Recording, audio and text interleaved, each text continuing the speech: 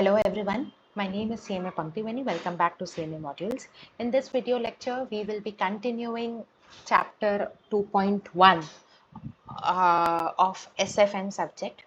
In our previous video lecture, we recorded what is decision and types of decision, and out of that there are four techniques of taking decisions.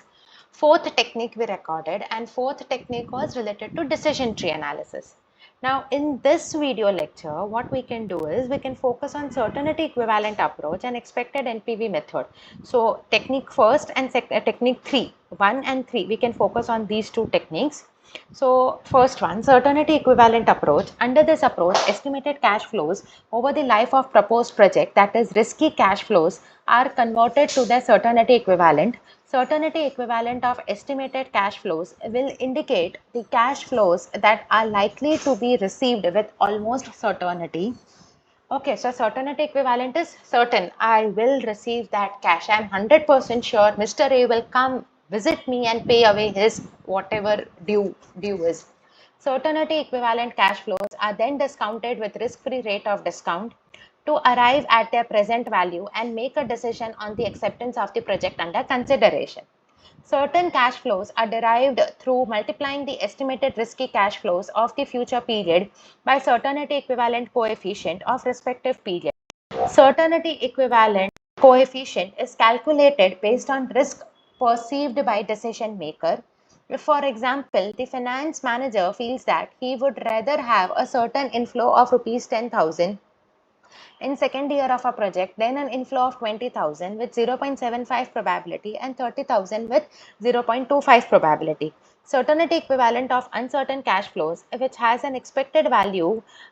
So what we are supposed to do is we have inflow with probability. So 20,000 inflow with 75% probability.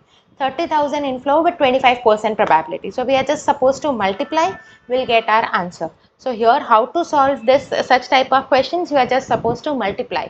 You have your inflow, you have your probability, multiply, you will get your answer. So question can be in the form of probability, certainty equivalent factor, CE factor, you just have to multiply.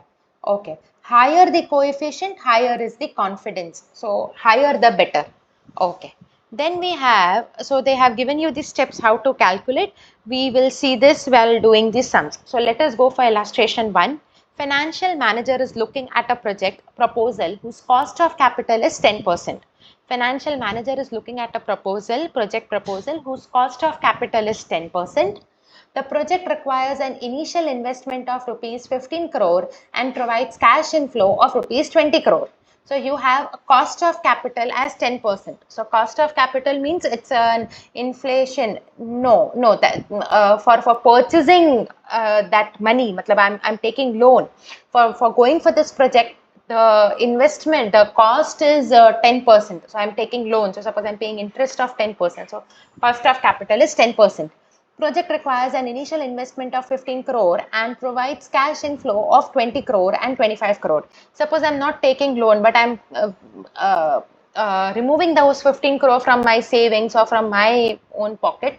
So I'm losing certain amount of return. If I would have invested somewhere else, I would have earned little different amount.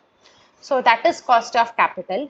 So 20 crore, 25 crore, it is nothing but my inflows. Life of project is only 2 years and its salvage value is nil. So I have year 1, year 2, I have cash inflows, I have coefficient efficient factors, that is probability factors given to me.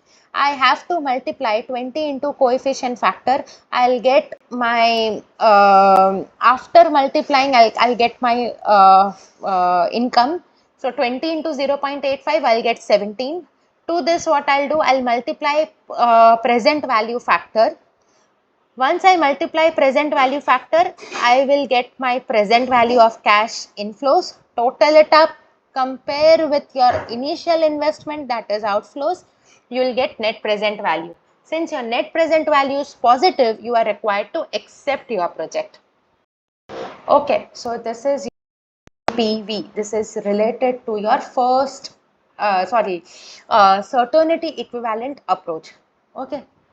Let us go to next method. So we have completed, if we come back here, we have completed decision tree analysis, we have completed certainty equivalent approach. Now we should go for expected NPV and standard deviation approach, third method. Let us take third method. So third method is H.S. Hiller argues that uncertainty or risk associated with a capital expenditure proposal is shown by standard deviation of expected cash flows. In other words, the more certain a project is, lesser would be deviation of various cash flows from mean cash flows. So Hiller, so different authors were giving us the concept. So model given by Hiller was accepted. Hiller argues that uncertainty or risk associated with capital expenditure proposal is shown by the standard deviation of expected cash flows. In other words, the more certain a project is, lesser would be the deviation of various cash flows from the mean cash flows. Hiller argues that working out the standard deviation of various ranges of possible cash flows would be helpful in the process of taking cognizance of uncertainty involved with future projects. Accordingly, Hiller developed a model to evaluate long-term investment proposals based on expected net present value and standard deviation of net present value of the project, which can be calculated using expected cash flows and standard deviation of cash flows.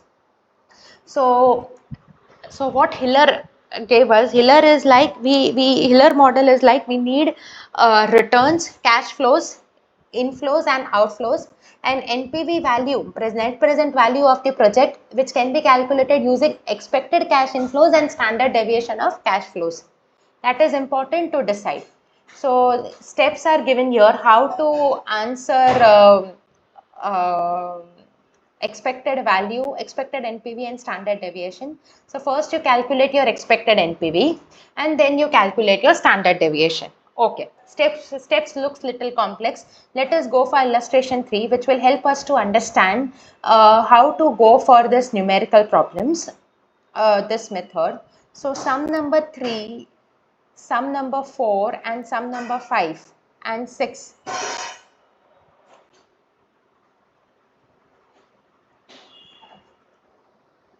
Sum number 7 is also related to this method, coefficient, calculation of coefficient of variation. Okay.